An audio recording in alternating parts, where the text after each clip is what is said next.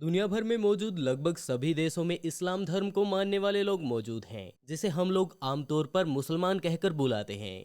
इनकी जनसंख्या लगभग 21 करोड़ 30 लाख के आसपास तो सिर्फ भारत में ही है। ये कितनी बड़ी संख्या है, इस बात का अंदाजा आप इससे भी लगा सकते हैं कि इतनी आबादी केवल ब्रिटेन, स्पेन और इटली की कुल आबादी के बराबर है और इतने ही मुसलमान भारत में मौजूद हैं। भारत मुसलमानों की संख्या में दुनिया के तीसरे नंबर पर आता है।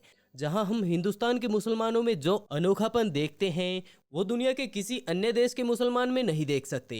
1947 के बंटवारे से पहले भी और इसके बाद भी काफी सारे ऐसे राजनीतिक लोग इन्हें भारत छोड़कर जाने को कहते हैं। लेकिन दोस्तों, क्या आप कभी सोच भी सकते हैं कि अगर ये लोग सच में ही भारत को छोड़कर चले गए होते या फिर आने वाले कुछ ही दिनों में अगर छोड़कर चले जाएं तो भारत में क्या क्या बदलाव होंगे, इससे कितना नुकसान होगा और कितना फायदा। आखिरकार भारत की तस्वीर बिना मुसलमानों के कैसे हो सकती है। चलिए बात करते हैं इसी बारे में कि अगर मुसलमान भारत छोड़कर चले जाए तो यहाँ पर किस किस चीज पर असर होगा। लेकिन वीडियो शुरू हो उससे पहले मैं आपको बता दूं कि ये वीडियो किसी भी तरह से किसी धर्म, जाति या किसी व्यक्ति की भावनाओं को ठेस पहुंचाने के लिए नहीं बनाई गई है। लेकिन फिर भी किसी को अगर बुरा लगता है तो मैं उसके लिए पहले ही माफी मांगता हूं। मैं पहले ही बता दूं कि हिंदुस्तान का मतलब हिंदू के देश से नहीं है, यानी कि ये सिर्फ हिंदुओं का देश नहीं। इसको हिंदुस्तान शब्द पिछली कुछ सदियों से जोड़ा गया है।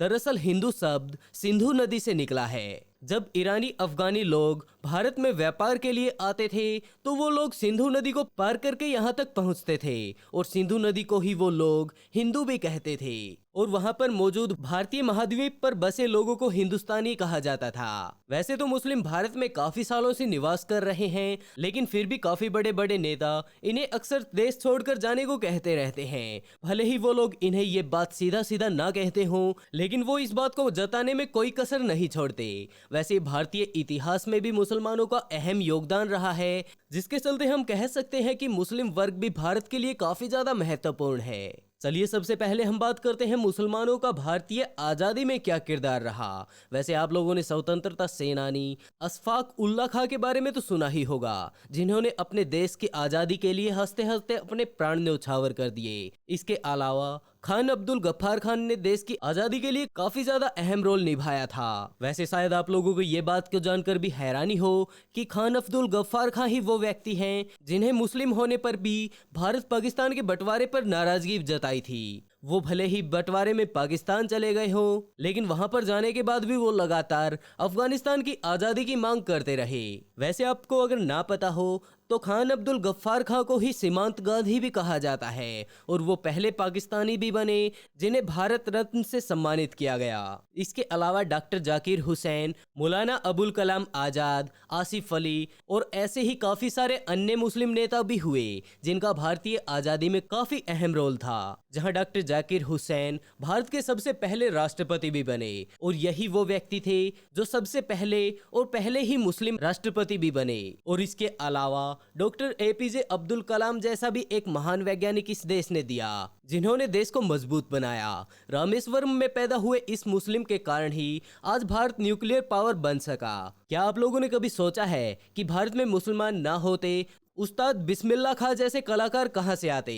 अगर भारत में मुसलमान ना होते तो मोहम्मद रफ़ी, जाकिर हुसैन, AR रहमान और यूसुफ खान या फिर हम कहें दिलीप कुमार जैसे कलाकार हमें नहीं मिल पाते। यदि हम स्पोर्ट्स में भी बात करें तो जहीर खान, पठान ब्रदर्स और अजरुद्दीन मोहम्मद शमी जैसे कई मुस्लिम खिलाड़ियों ने क्रिकेट जगत में भारत का नाम रोशन किया है। हमारे देश में अजीम प्रेम जैसे कई मुस्लिम उद्योगपति भी मौजूद हैं, जिसके कारण लाखों लोगों का घर चल रहा है। ऐसे में अगर ये करोड़पति भारत को छोड़कर चले जाते हैं तो देश में रोजगारी की भारी कमी आ सकती है। आज के समय में लगभग हमारी जनसंख्या 140 करोड़ के आसपास है, जिसमें लगभग 21 करोड़ के आसपास मुस्लिम भी मौजूद हैं। ऐसे मुसलमान अगर भारत छोड़कर चले जाते हैं तो देश में सबसे पहले वर्कर फोर्स की कमी आ जाएगी, जिसके चलते छोटे बड़े काफी सारे उद्योग बंद हो जाएंगे और इसका असर भारत की अर्थव्यवस्था पर भी पड़ेगा। लेकिन कहा जाता है कि दुनिया के सभी मुसलमान एक है, मतलब कि उसको जिसको मानने वाले सभी लोग एक हैं। भारतीय मुसलमान जिस तरह से आपस में बटे हुए हैं वो इस्लाम के इस उसूल को नकारता है, क्योंकि हिंदुस्तान में मुसलमानों को सिया, सुन्नी, बोहर, अहमदिया, पूर्णा जैसे काफी सारे हिस्सों में देखा जा सकता है। आज हिंदुस्तान के मुसलमान अपनी विविधताओं के कारण काफी ज्यादा बदलते जा रहे हैं और उनकी जगह अंतर्राष्ट्रीय मुस्लिम एकता वाली तस्वीर लगा रहे हैं। आज के समय में ये दाढ़ी, टोपी, नमाज, मदरसों, जिहाद की पहचान के नजदीक जा रहे हैं। मुसलमानों के इस तरह एक होने की छवि हमें कई जगह दिखाई देती है और इस तरह का बदलता हुआ माहौल नेताओं का काम और भी आसान कर देता है, जो कि तुलना की राजनीति करते हैं, जो हमेशा कुछ खास बातों पर ही जोर देते हैं। इसीलिए दोस्तों मेरा मानना है कि हर देश में वहां के नागरिक चाहे किसी भी धर्म, जाति से संबंध क्यों ना रखते हो, उनका देश में अहम योगदान होता है। जहां भारत शुरू से ही सभी धर्मों को एक साथ लेकर चलता रहा है और यही इसकी सबसे बड़ी ताकत भी रही है। इसीलिए दोस्तों मेरा मानना यही है कि हमें अपने देश को आगे ले जाने के बारे में सोचना चाहिए, ना कि जाति और धर्म में बंटकर अपना